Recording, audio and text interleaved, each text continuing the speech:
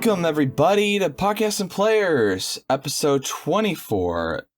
This week, I have another new guest, not Felix again. I'm sure he wouldn't mind a third episode, but we do like variety. This week is very special because we have a modern-day Renaissance man with us. This guest can voice act, video edit, but most commonly is known by the works that he's been a sound designer for, from works like audio dramas such as The Sojourn and Magus Elgarb, which he's the creator as well, to animated productions like Farfetched, Mayhem, Satina, and, small little indie productions like, I don't know if you've heard of them, but Hell of a Boss and Has Been Hotel. Probably not important. So without further ado, please welcome Kennedy Phillips. Well, thank you for that round of applause. I never get those when I do these things. No problem. Thanks for being on the show with me today. How are you doing, Kennedy? I'm doing fine. Things have actually been pretty hectic as of late. I've been working on a new project, and as well as like some of my old projects. Like I'm actually on the clock for Hell of a Boss as of recording.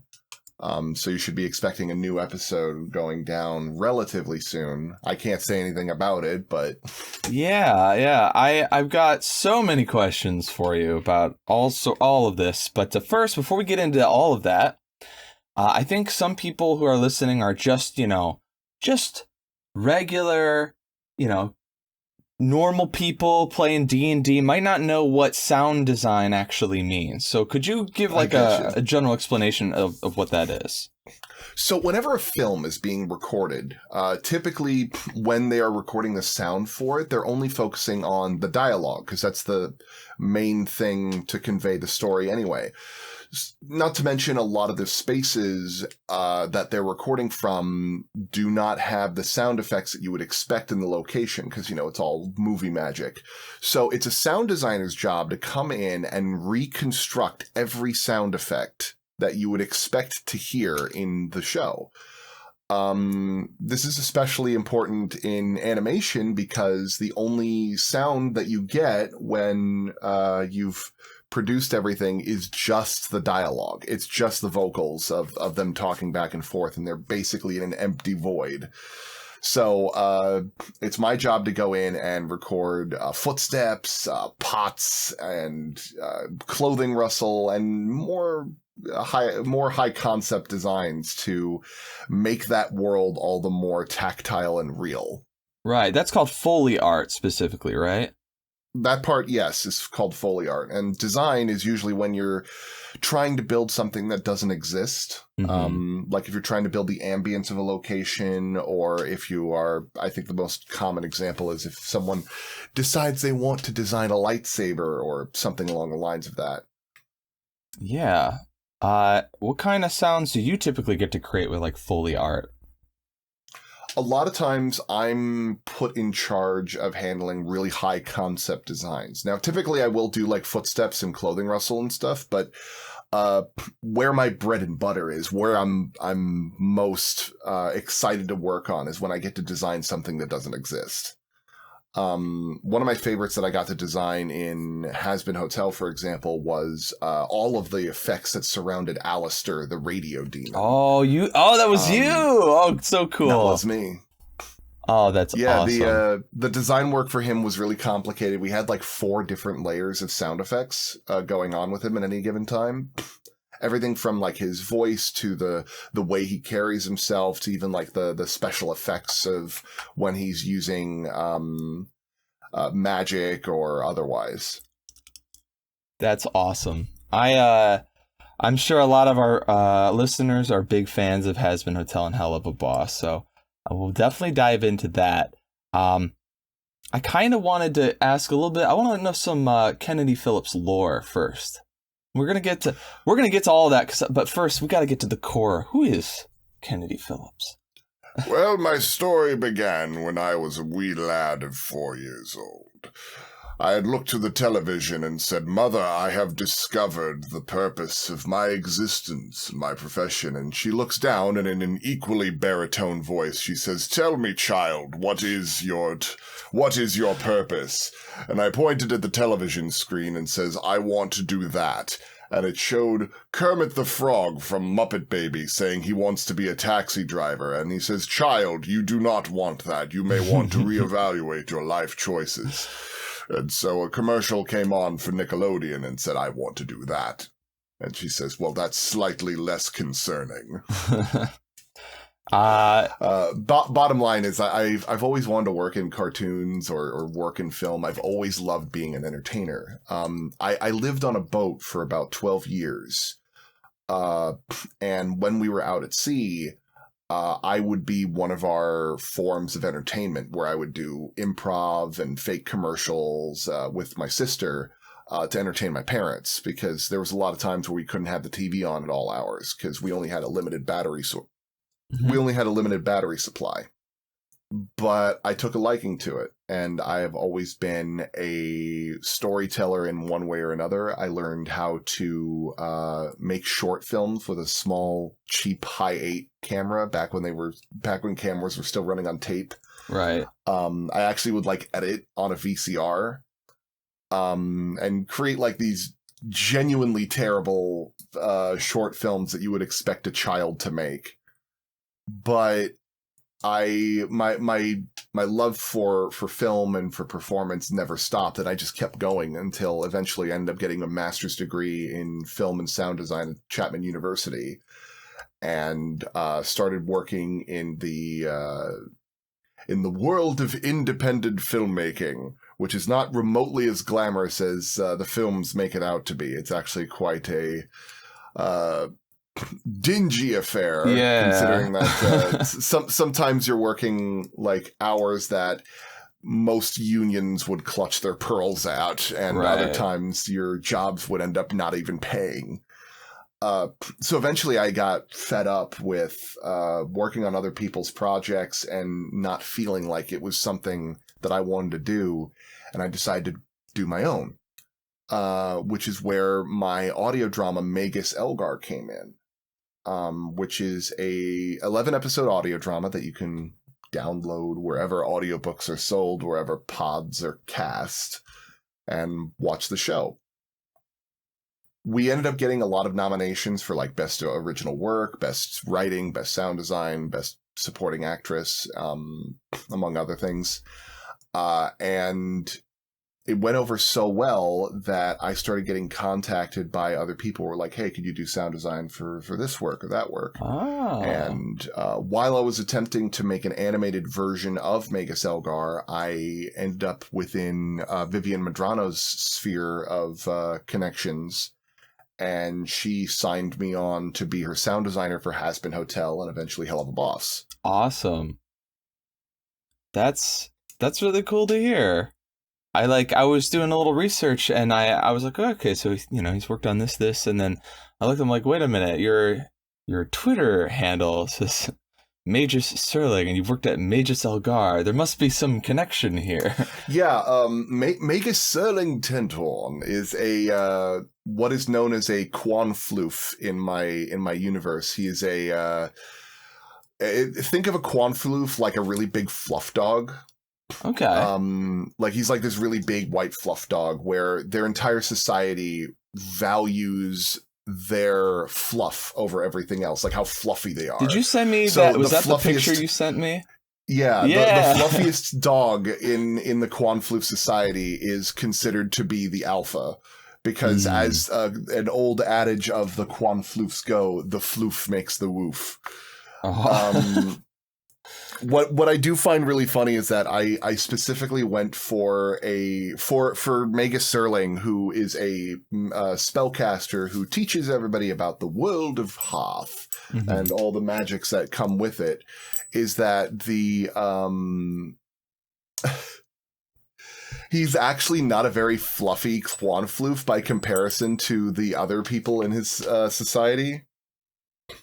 Which is kind of ridiculous because he looks like a big fluff dog already. Right. And yes, there are much fluffier dogs than Mega Serling, and he's a bit self-conscious about it. Is the biggest, like, greatest crime you could do would be to shave one of these fluff I imagine dogs? so, yes. Oh, God. That's like humiliation. That's like, I imagine for their people, that's a war crime. That's like you put It's on a a mark tribunal. of shame, I imagine. That's awesome. And that one is that's an audio drama, and you're working on a new one right now, aren't you? I am. For those of you who aren't familiar, an audio drama is an audio-only production that used to be played on the radio. Back in the day when television wasn't really a thing, you would have shows like War of the Worlds, The Shadow, The Green Hornet, a lot of these radio serials where you'd come back every night and see what happens next to our heroes. They have evolved considerably since then. The sound design quality is equivalent to like most films now. And one person that's considered to be the father of modern audio dramas is my mentor, Casey Wayland, who made the We're Alive Zombie audio drama, which currently stands at like I think over 1 million subscribers. Like it has a ludicrous download rate for even just their spinoffs. But it's like the quintessential zombie survival audio drama. It's like on par with The Walking Dead or Dawn of the Dead. That's so cool. What my show is that I'm working on a new audio drama called Clutch, a Kobold story. It takes place in the same universe as Mega Selgar, but many years in the past. Where, for those of you who are familiar with Dungeons and Dragons and the like, a kobold is a 3.5 foot tall reptile who usually lives in caves and worships dragons. That is not much different than our kobolds in our story, as we focus on Clan Fine. You're a clan now, let me sleep. A dedicated kobold clan to the great benevolent Gaugenvor the Crimson, a fearsome dragon who breathes fire on the land so frequently the deserts that surround their home have turned to glass. The story is about 3 kobolds from Clan Fine who go on a journey to try and find a new dragon master after they accidentally kill Gaugenvor. Okay. It stars,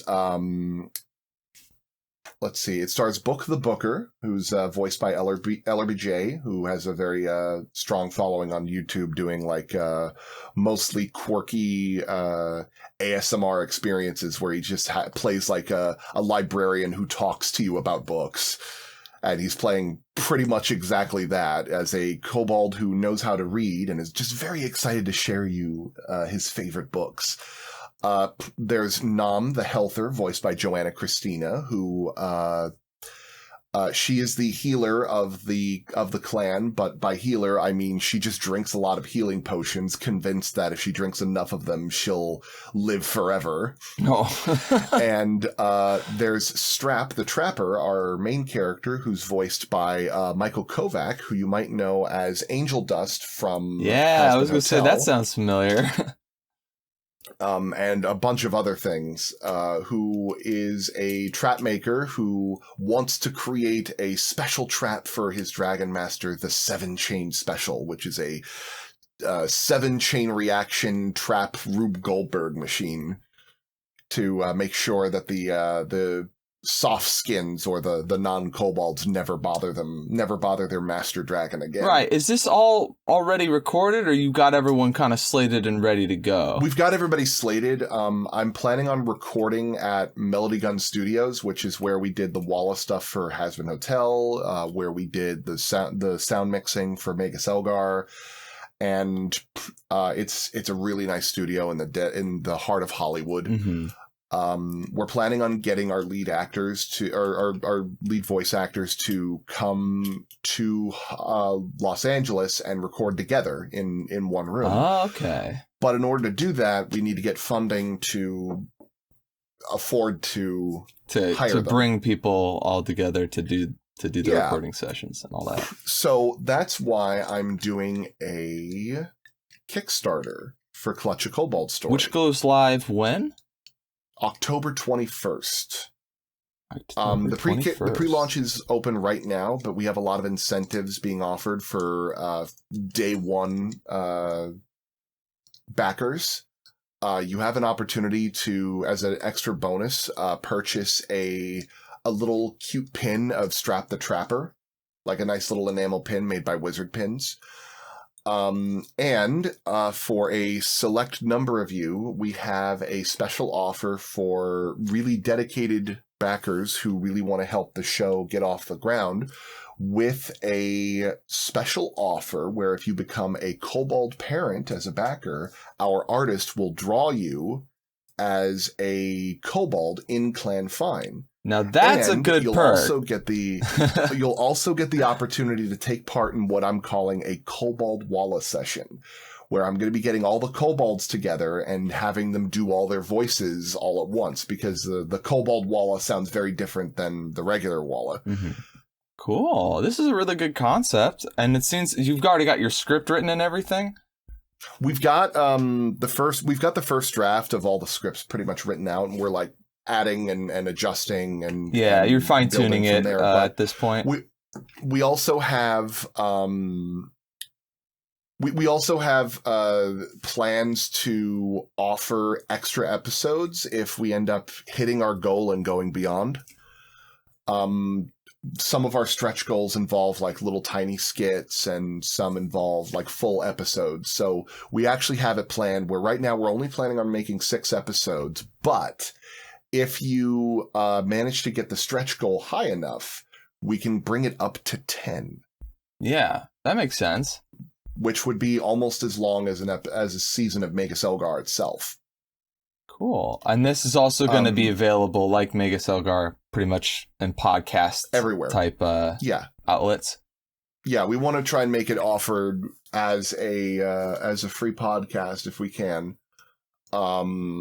We are also working on trying to find. We're also offering like an early access release for those who do decide to invest in Magus Elgar and give us a backing. Mostly because these kinds of things take time. We have a very small team. We're planning on starting to try and release episodes around June of 2022. Which is around like 6 to 8 months to start producing things. But we will be having like a brief period where we're going to be letting the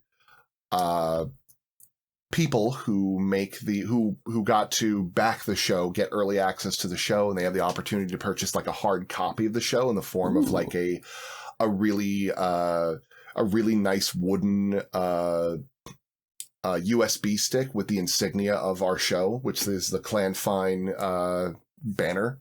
Yeah, this is really creative. Yeah, we also have a small thing that we're planning on doing where a lot of the people that are working on this show really love doing tabletop RPGs, myself included. I'm a dungeon master in my spare time. We're planning on introducing Michael Kovac to his very first tabletop experience in the next week or so to advertise Clutch. He's never done it before, so we're really excited to give him like a really strong experience. That's pretty cool. We're also offering as our backing, we're offering to 3 people who want to put like a lot of money into this, not only to get the opportunity to be a voice in the show as a spoken, like a named character, but also they'll have the opportunity to participate in a tabletop adventure with 2 of our kobolds and 1 of our writers, with me DMing. Awesome. You've already got it all planned. Like, I mean, obviously it's going live like this month, but that's just really cool. It's a cool thing that you've got sort of set up here. Yeah, I'm really excited about it because this allows us an opportunity to explore a little bit more about the lore of Magus Elgar without having to focus on the main plot. Mm-hmm. For example, one of the big things about Clutch a Kobold story is that this is during a time where dragons were the main form of magic in our world. In Magus Elgar itself, it's much further in the future where most of the dragons aren't really around anymore. running into a dragon is a rarity, or like they're a very significant presence when they are around. But in this time period, dragons are pretty much common, and magic users are more of the rarity. Mostly because at some point, as the casters start discovering their magical power and start showing up more, the dragons mysteriously end up disappearing at one point. So does this audio drum explore what happened, or is it still kind of leaving it a question mark by the end? Right now, that particular period is being left as a big question mark, but I wanted to focus on these kobolds because it's a simple story, it's fun, and we don't have to. The people who listen to the show don't have to really focus on figuring out what's happening in Magus Elgar in order to understand what's going on. It's exposition without being exposition. It's fun. Exactly. Yeah. That's a good way to do it. I did something similar. I have an animated show called The Peace Guild that I do, and it's based off of a Curse of Strahd game that my friends and I played while I was in the Peace Corps a few years ago. Like, we were separated by province in China, so we'd get online and we'd play Curse of Strahd, and it was so fun. I was like, I'm gonna make this into something. Oh, that's fun. Yeah, it was a lot of fun. And what we ended up doing was, like, we didn't really share our backstories with each other because we were being very secretive and keeping it close to the chest. So when I started writing the show, I'm like, I want people to know more about these characters. Let's do a Q&A. So I had, like, people ask questions, and then I animated the characters answering the questions, so we got that's cool. So we could learn more about them without it feeling like me just telling you about the characters. You know what I mean? Well, I'd love to give you like a little bit of a preview of one particular instance that we have in our show that I'm working with two other writers to help build the series for Magus Elgar and for Clutch. And one of my favorite characters that I got to design was I got to write a character where the kobolds make their way to another dragon lair trying to figure out what do they do when a dragon disappears, and they want to ask a dragon for advice. And when they get there, they run into another kobold clan who they do value their friendship, and they're like, oh, we're kobolds, we're friends, we're just being silly all the time. But at one point, Book asks them, so, like, how long have you guys been doing, like, how long have you guys had your dragon as a master? And one of the kobolds like, well, I don't know, I'm a newborn. He's like, what do you mean? It's like, well, we can tell how old we are by how many teeth we have and how many teeth have fallen out. So whoever's got the most teeth is the oldest and therefore the elder. Oh, so where's your elder? And enter Toofus, who is a kobold who is covered head to toe in teeth, comes up, and the first thing that he ends up saying to our kobold is, hello, give me your teeth.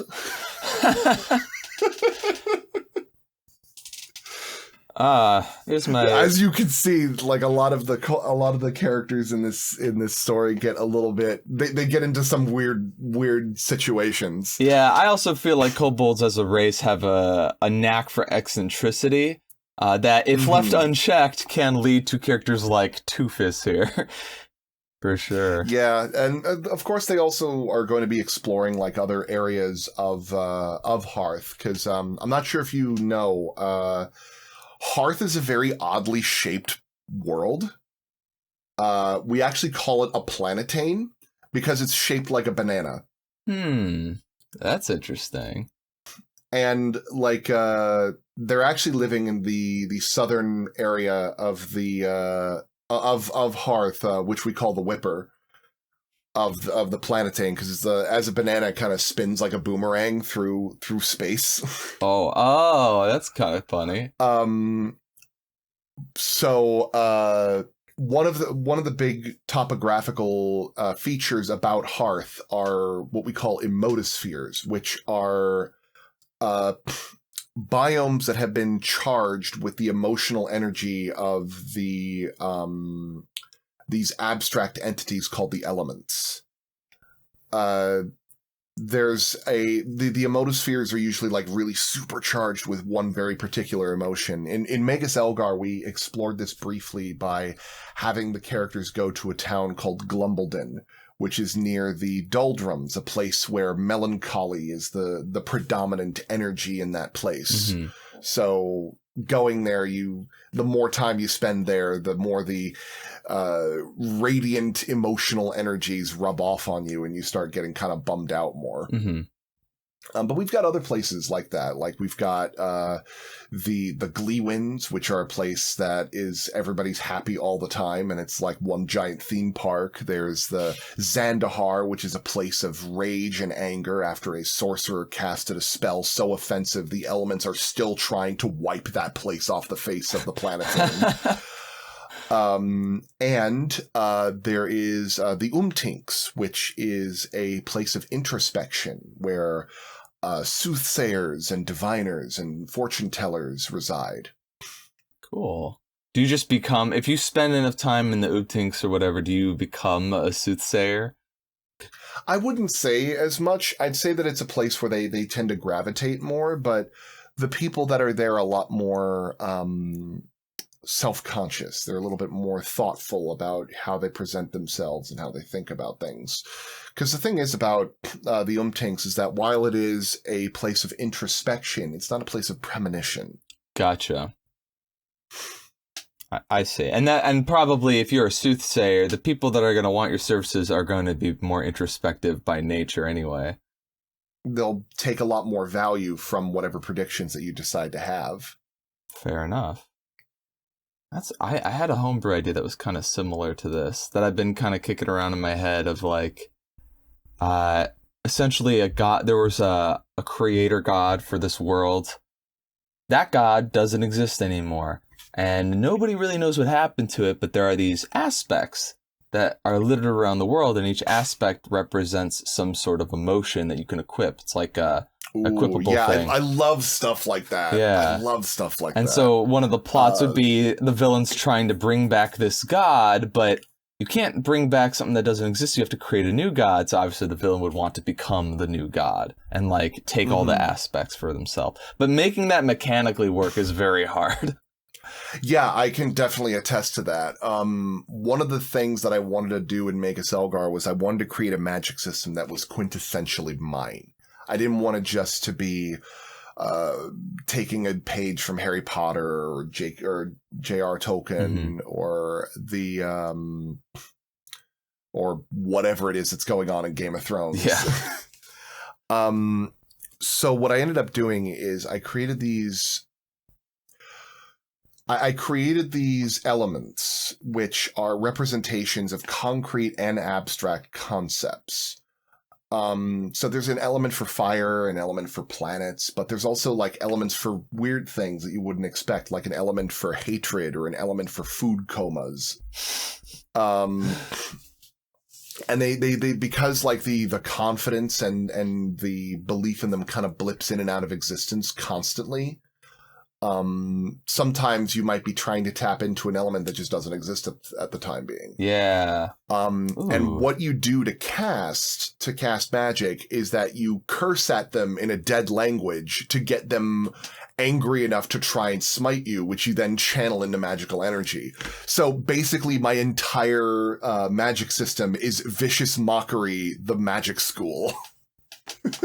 So all verbal components are insults to the like natural forces of the world, so that they try to smite you, and you being skilled enough to redirect the smite at your enemy in some way. Exactly. Wow. We actually have different methods of casting in Magus Elgar. We've got sorcery, wizardry, and magi. Magussery, I guess. So with sorcery, they actually channel the magical energy into them. Like they just basically come at me, bro, and have the magic hit them directly, and then they channel the energy. Wizards don't have enough ether or like magical potential to be able to cast. So what they do is they use ingredients to make a simulacrum of what could be mistaken as a sorcerer, or something along the lines of that to get the energy to channel through that. So like they'll use like magic items or like potions, ingredients, like things like that. Exactly. Okay. They'll like come up with ideas for ingredients, and while their spells aren't quite as strong as a sorcerer's, they're a lot more complex. Mm-hmm. So like, for example, a sorcerer would make a spell like bolt of lightning that could be seen from the horizon. Mm-hmm. But a wizard wouldn't be able to, like, his bolt of lightning would, just be like a really much simpler thing. But they can also make a bigger on the inside spell a la Doctor Who or Bag of Holding. Yeah, they're more versatile and adaptable, even if they're not as powerful. And a magus is kind of a balance between the two, where they have enough research and experience to be able to do complex spells, but they also have the magical potential that sorcerers do. And the way that they diffuse the issue with sorcery is they have these items called totems, which they channel like a lightning rod. Because the more this foreign ether and energy comes into your body, the more it leaves marks on your body and it starts taking a toll on your sanity. Mm-hmm. In Clutch, we do have one or two spellcasters, but they're not like the main focus. The main focus is about Kobold doing derpy, silly things. Yeah, for sure. It's almost like you have a timeline here that starts with sword and sorcery, in that almost everyone's not magic, and magic is this sort of foreign thing, and there's all these like beasts and everything, so it's very much more like hit thing with sword and become legendary hero type of situation. And then in the future with Magus Elgar, that's, would you say, like more contemporary fantasy setting? Yeah, we actually have it take place in modern day, but in an alternate dimension where the difference between our world and Magus Elgar and Hearth is that our world is predominantly science-based, where a lot of it's based on like research and technology and so on and so forth. Whereas Magus Elgar, their equivalent of science is magic. In fact, that's a major plot in Magus Elgar, where two scientists end up in Hearth, and their scientific tools start taking on magical properties because technically science does not exist in Hearth. And the elements are trying to make sense of what these weird gobbledygook devices are from another dimension. I mean, it would make sense too, because a plantain-shaped planet, Planetane would not physically be able to exist in our world because gravity would pull all that mass to the center and create a sphere. So the fact that this large landmass can exist independent of that means that the rules are different. Mm-hmm. But that's cool. That's a really unique world that I hope people listening, if you are interested, there is going to be a link in the description that you can check it out. It will go live soon. Yeah, and if you guys want to, you can listen to a preview of Clutch a Kobold Story right now. It's on YouTube. I'll provide the link to Shane over here. And also, if you want to get a glimpse into what the world of Magus Elgar is like, well, we have an entire series already prepped for you to go that you can enjoy right now. It's got my sound design, and it has some wonderfully talented people like William Violenis, Christopher Moore, Sandra Espinoza, and a couple of people who had some very humble beginnings, but have gotten really big as of late, such as Brian Stavali, who currently plays as like Venom and Batman in a lot of games, and Kellen Goff, who plays as the voice of Overhaul in My Hero Academia, and also Diavolo in JoJo's Bizarre Adventure Part 5.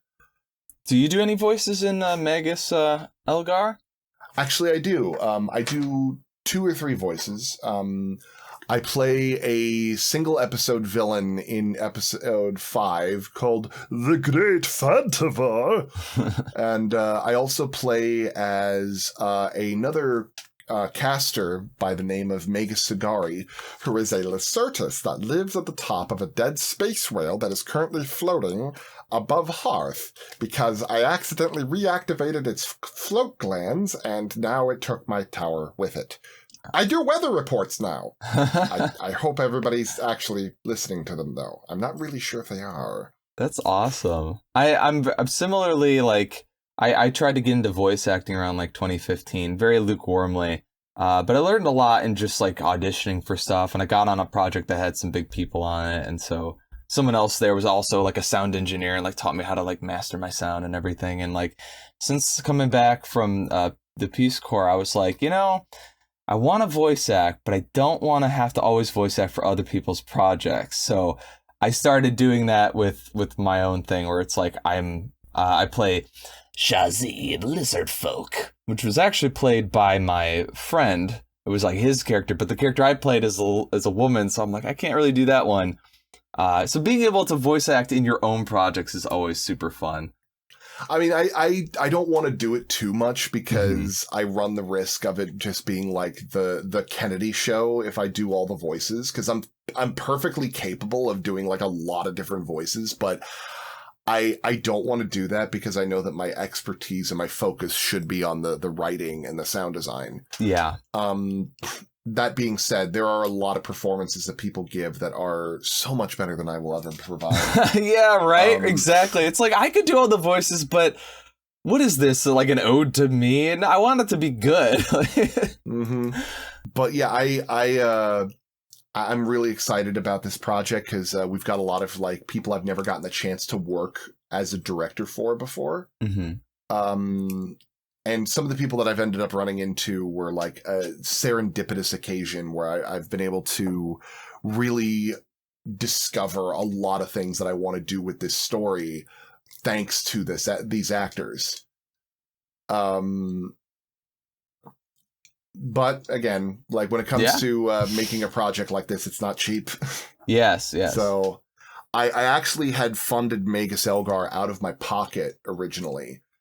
And that was a pretty expensive affair for something that I was doing like a lot of the work myself. Yeah, the minute you delegate anything, suddenly the price starts to skyrocket. It's tough. Like, I've been wrestling with delegating stuff out to people, and I'm like, I just don't have money to fairly pay someone for quality work. So I've been trying to learn stuff myself, and I'm like, oh man, one of these days I'll actually have a proper team of people, and we're gonna do something just like what you're doing with Clutch and Magus Elgar, where it's like a real like group of dedicated professionals. Yeah, and like the big thing that I have to like keep in mind about when I was working on making the audio drama is that like what really blew my mind was how like the expenses kind of built up, where most people would be like, well, for an audio drama, I don't know, maybe like $5,000 for like the whole thing.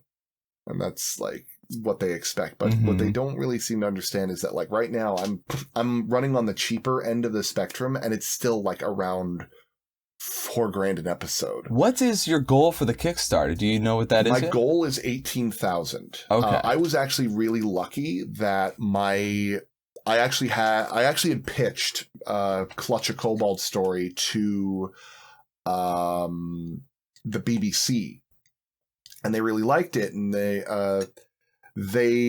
but unfortunately they ultimately decided to go with another project because they only had enough budget for like 4 series.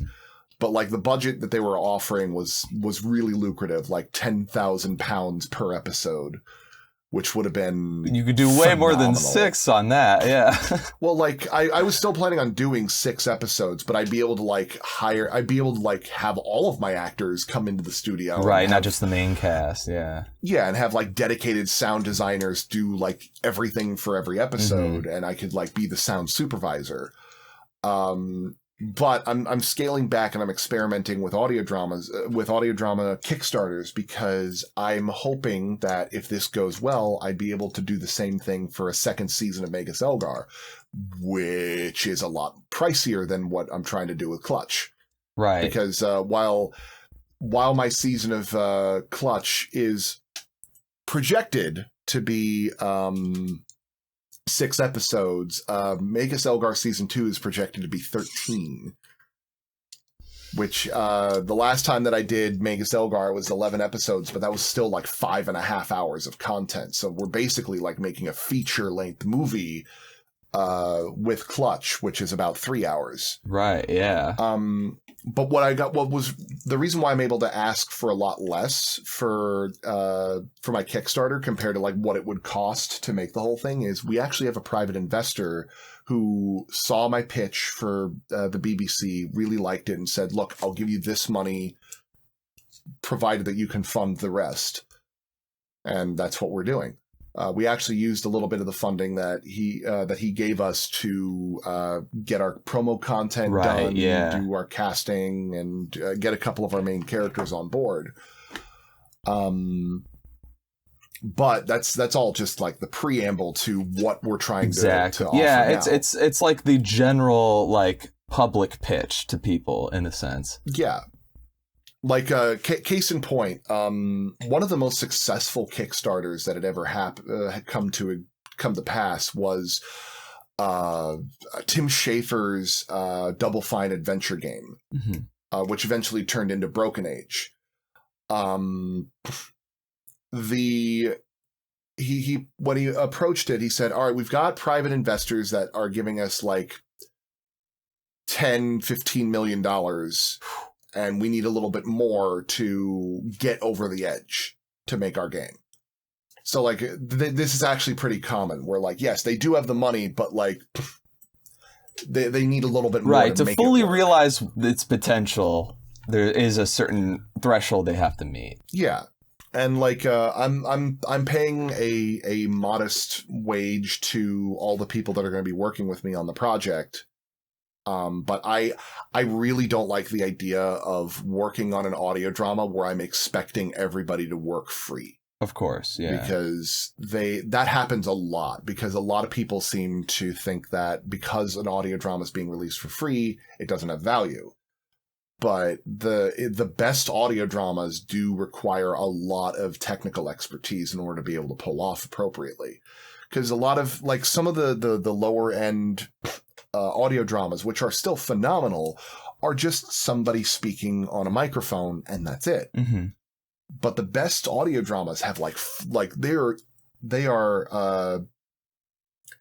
they're hard to distinguish between a feature-length movie's sound design if you just hear the audio of both ends of it. Like, a lot of the things with Magus Elgar is the sound design is, like, really robust and really developed. Mm-hmm. You could play this thing in a movie theater and it would sound as good as any, like, feature-length movie. Right. Because we mixed it that way.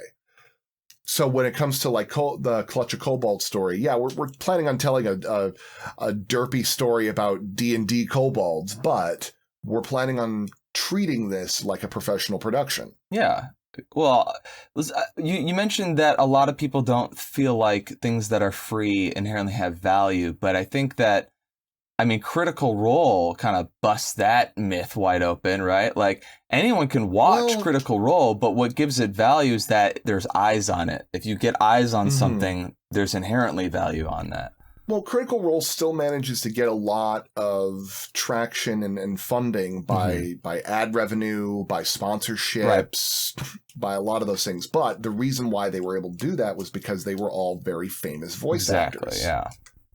And they had their reputations going ahead of things. And going forward, now a lot of people actually think of them through Critical Role over their actual voice acting jobs, which is really funny.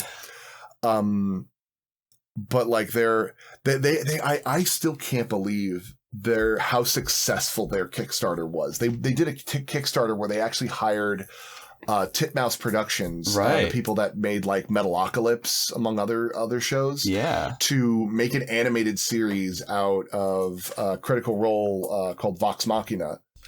And they made like $6 million. I think they made like a couple $1 million in like the first 12 hours. They well exceeded their goals, and I think as of recording this, they just released the intro for the show, the animated. Oh yeah, and it's phenomenal looking. Crazy good. Oh man. Yeah, like I'm checking right now. They made $11 million.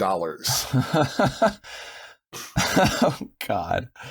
And Which what's is exciting for me, just as a consumer, is I didn't watch Vox Machina when it was out, so I'm excited to be able to learn that story through this really polished animated project. Mm-hmm. Yeah. I mean, it also goes to show that the things that you can do when you've got enough support, enough funding for something, and you're not asking for 11 million too. That's the other thing. No, like I can, the nice thing about audio dramas is that I can produce a really strong amount of content for not a lot of money. Mm-hmm. Like a lot of film productions, like a film production, like you can get like an hour and a half really super cheap bare bones budget of a film for like, I want to say like $100,000, maybe $400,000 or something like that. Like that's considered a low budget. Yeah. Whereas for an audio drama, you can make like a really high quality production for as little as $100,000 for like a 24 episode series or something like that, depending on like what you're trying to do. Yeah. Because like I forget what the budget was for Lock and Key, but that was like a 20-hour production, and there's just like so much in it. But there's like a lot of like high quality audio design and the like, and you get a lot of people who like really into audio dramas that can really appreciate like good sound design and that kind of thing, especially for like a fantasy where there's like magic and stuff going around. Yeah, I mean, and it needs it though too, like because it is all audio. So if it can't stand on the one thing that it's kind of essentially sometimes when you make something that's multimedia that has imagery, audio, and all sorts of different things going on, like there can be certain aspects that can be like, oh, well, this thing's not so great, but this part of it's really good, right? With like an audio drama, you don't have visuals, so it's all got to be communicated via sound. Yeah. And so, it's a lot of the conveyance in the audio drama can really make a difference for you to understand what's going on at any given point, because it's very easy to lose track of what's going on in the scene if you don't have good sound design, mm-hmm. or if you don't have clear sound direction. One of the interesting challenges that I had working on The Sojourn was I had to build a space battle between massive capital ships without having any visuals to work with. So even though I did not have any, like what I tend to do in that setting is I tend to like really heavily muffle the sounds in space, because there's no sound in space. Right. But there is sound in the helmets of the people of insides of the ships as well. Mm-hmm. So all of my conveyance of sound design goes through their perspective. So for like the hull, for the capital ships, I'm having the blasts and sounds and stuff coming from the hull, like hitting the hull, or the sound of like vibrations happening through the ship, or even like some telemetry from the computers so that you actually can hear and understand what's going on. And when they're like doing stuff like spacewalks or something where they're outside and flying around, all the sounds of like them hitting things and other stuff like that are vibrations that are directly impacting the characters. Right, yeah. It's a lot of things to juggle, I imagine. Yeah, because Daniel Orrit, also known as Space Doc on YouTube, he prides himself in scientific realism in his shows. So when he's working on sound design with me on the production, he keeps asking me, does this translate realistically? Like, I actually have real recordings from like NASA of like planets and stellar phenomena that I integrate into my sound design in that show, because that is how it would actually sound like if you were recording it and trying to relay it through like sensors or other things. Yeah. Sci-fi seems so like it's hard enough making sound effects for fantasy, because you're like, what does this spell sound like? Spells aren't real, so how do I make a sound for this? But with like, at least you're like on a Earth-like world generally, so like you can kind of find ways to recreate nature a little bit more easily than what does it sound like in space? There is no sound in space. Okay, what should it About sound that, like? So, like, with Magus Elgar, the nice thing about magic is that you are casting based on expectation. Mm-hmm. Like, when you think of a fire spell, you probably think, well, I would want to hear fire in that spell. Right, yeah. Of some kind, or lightning, or so on and so forth. But with the sci-fi, there is existing planets that are not like Earth in the slightest. Mm-hmm. In book 2, or in volume 2 of The Sojourn, I actually had Cass and Elizabeth, two of our main characters, land on what's called a vitrified planet. It's a planet that lives near a binary pulsar that has buffeted the planet with such radiation and such like intense solar winds that the entire planet has turned into a giant glass ball. So how would you design that? How would you make that sound? How would the sound of wind buffeting against an entire glass orb sound? Can I guess? Is it like the wine glasses where people kind of rub their finger around and they make that ooh, whatever that's called? Yeah, it's actually similar to that, but severely pitched down. Pitched down to the point where it's almost inaudible. So it actually sounds more like just a very deep resonant vibration throughout the place. That's I'm glad I was close to the mark there. What's cool though is that I actually play around with it a little bit where at one point they managed to get under the crust of the planet. Mm-hmm. Into like an opening underneath where there's like a series of caves and other things I'm not going to spoil. Sure. But the sound of the surface of the ceiling of this like cave network sounds like the ringing of glass, because wind is always like passing over it and it's always like vibrating a little bit. So the sound, the lighter sound of it is underground, whereas the sound on the top of it is much deeper and lower. So the whole planet to the core is glass, or is it more like the... No, just the surface. Okay. I was going to be like, now that's power. That's a powerful pulsar. the reason why I was able to get away with doing that is that because it was like one big solid piece of the glass, like the low vibration made sense, but there's a point where like there's an opening, and around that opening would be the place where it would like vibrate the most because it's a looser portion. Okay. Kind of like with how earthquakes have with tectonic plates. Right, yeah. You're making me want to check out The Sojourn next. Give it a shot. It's a great show. It's very well written, and there's 2 volumes right now. I think it's on like a bunch of different audio platforms. If you go to the sojournaudiodrama.com, you can listen to that, and you could listen to some of my sound design work on sci-fi. Ooh. Hell yeah. Honestly, like... fun fact about the first season, I'm the entire sound team. The thing is, like...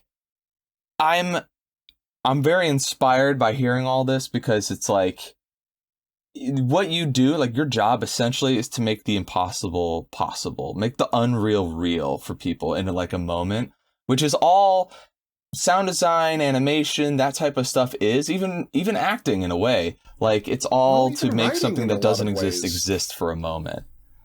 I actually tell people this a lot, that when it comes to Magus Elgar, I actually have the story about the magic is really a metaphor for the creative process of the kind of creativity people put into things.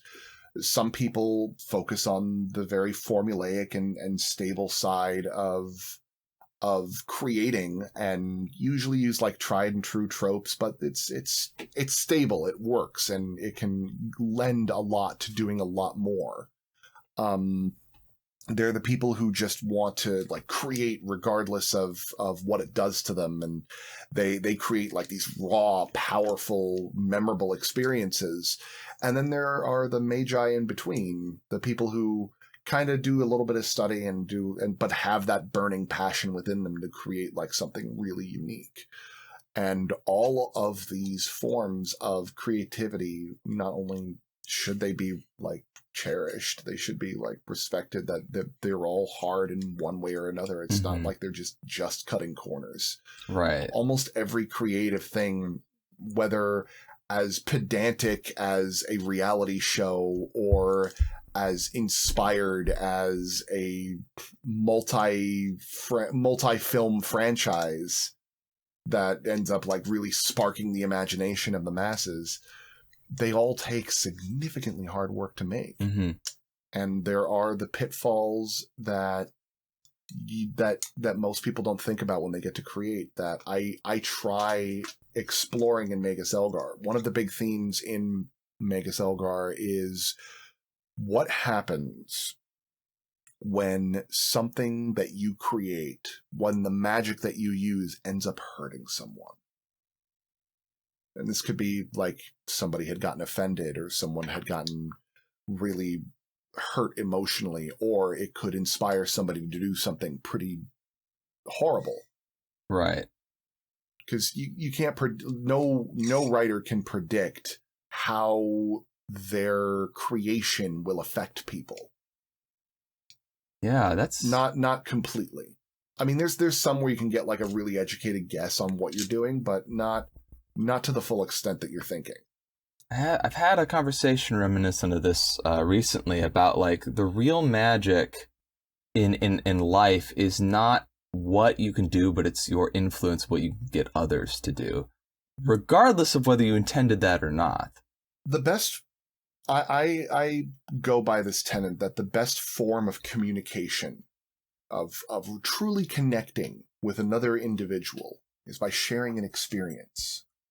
And storytelling is one of the strongest ways we can convey sharing an experience without physically being with somebody to do it. Amen to that. Film is a culmination of all of the human condition's ability to express themselves. And when it could, all the way from music to visual expression to performance, all of it mixed into one beautiful thing. And while I don't have the visuals on that for audio dramas, the expression, the shared experience is still being conveyed one way or another.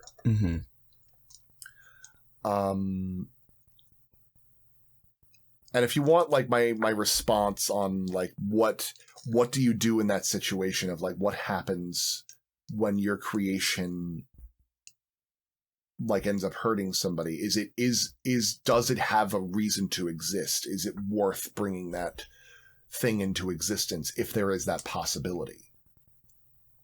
And like that's like that is a major question of our antagonist in Magus Elgar season 1. Interesting.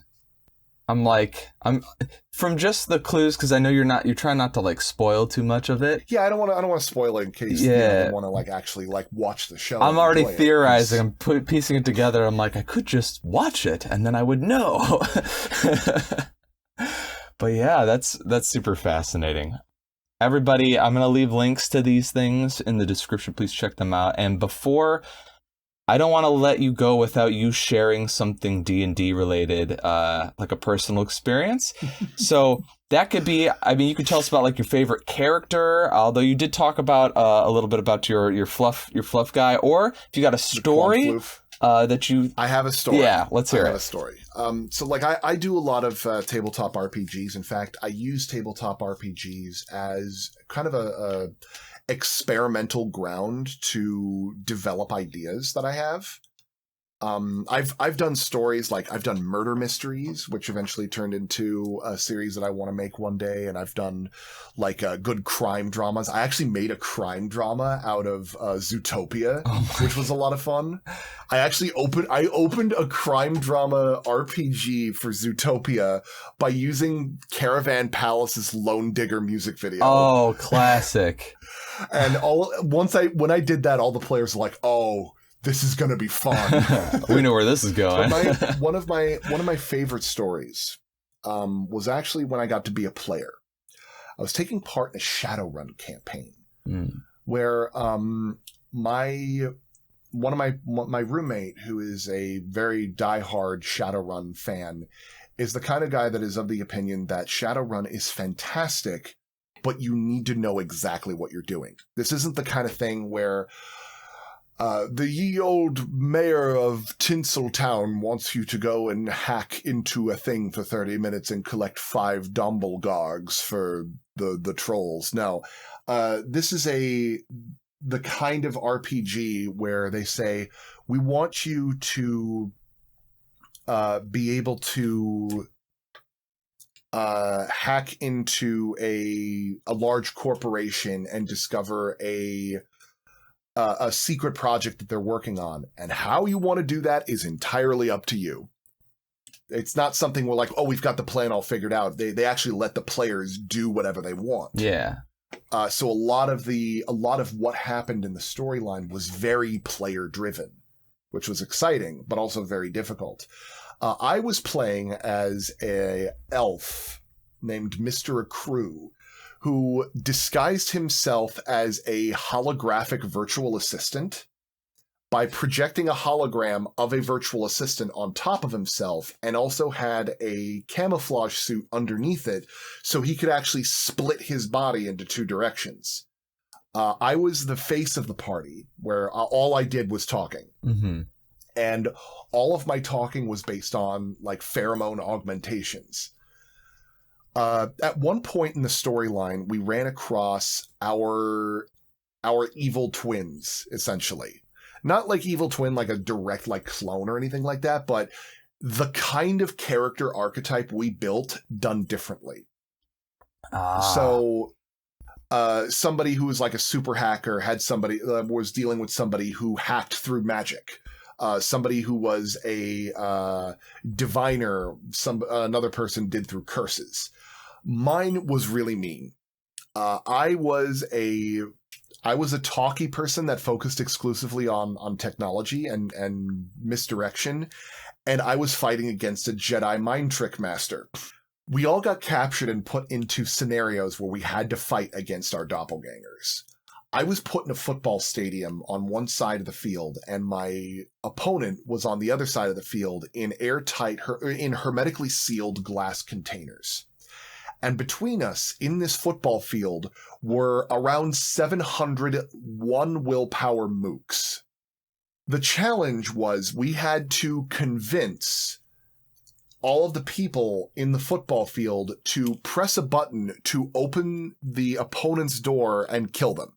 This was a problem for me for 2 reasons. One, pheromones. So I was in a hermetically sealed chamber, so I had to do it just on the grit of my wits. Right. And 2, the dungeon master was a much better dice roller than I was. Oh no. This guy had an unreasonable amount of luck, and because he had the same amount of dice that I did, there was no way I was going to be able to beat this guy. So I had to think outside of the box for a way to figure out how to defeat this guy without putting myself at a disadvantage.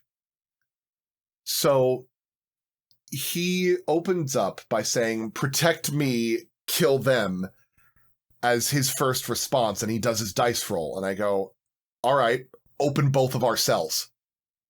And he says, "Well, I rolled higher than you." And I go, "Yeah, but both of our skill checks are not mutually exclusive. They can do both."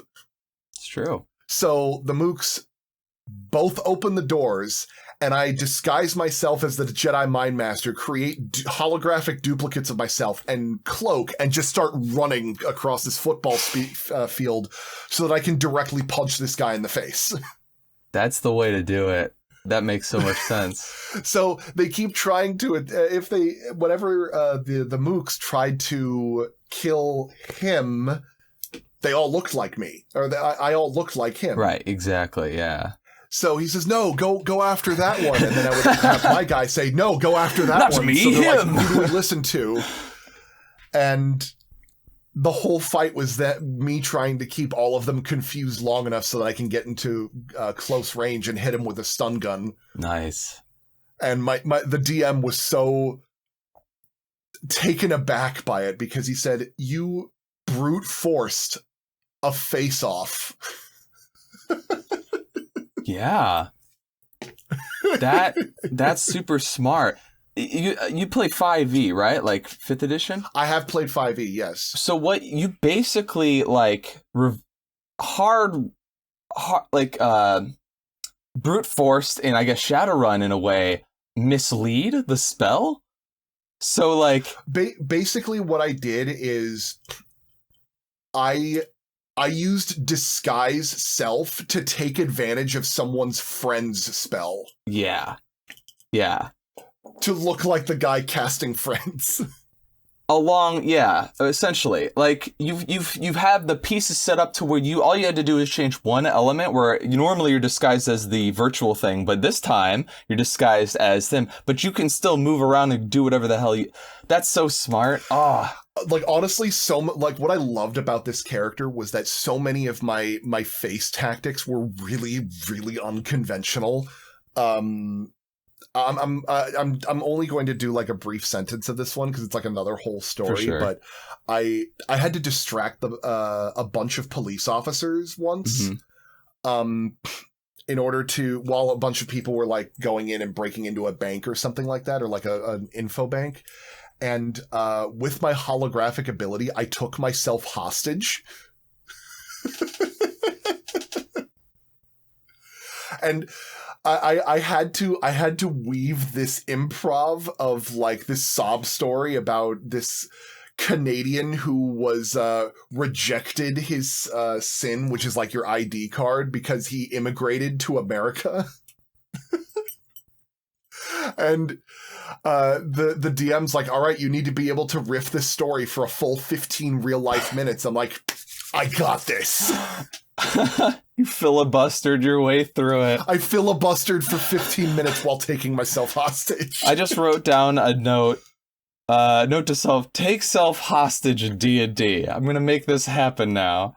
I want this to be in my playbook of tactics.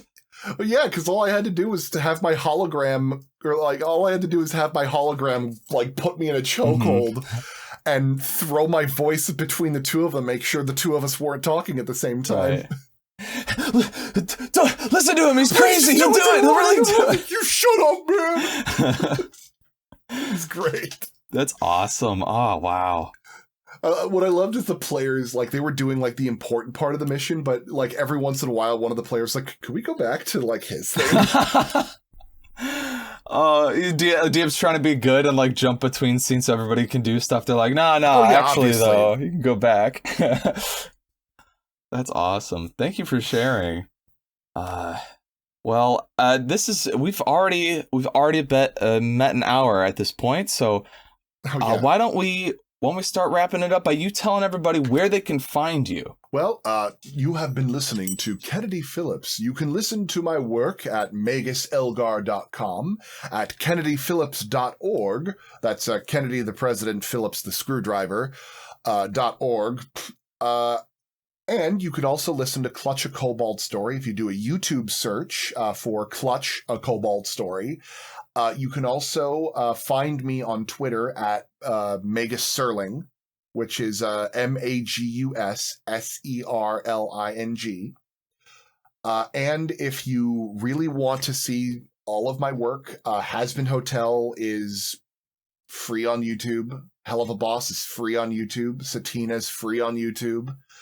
I have a lot of my work on there, and you could also find my YouTube page under the same name, where I have a lot of little like fun curiosities. Like I've actually done tabletop RPGs on there. I've done, I show behind the scenes about Hasbin Hotel sound design, and I show a preview of Clutch. You could also listen to Magus Elgar wherever audiobooks are sold, wherever pods are cast. It is also on YouTube if you want to listen to it.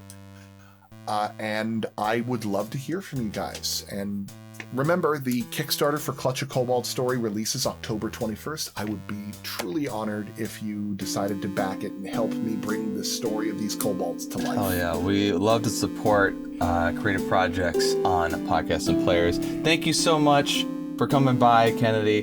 Good luck with the project. I hope you well exceed your goal for it. I certainly hope I will too.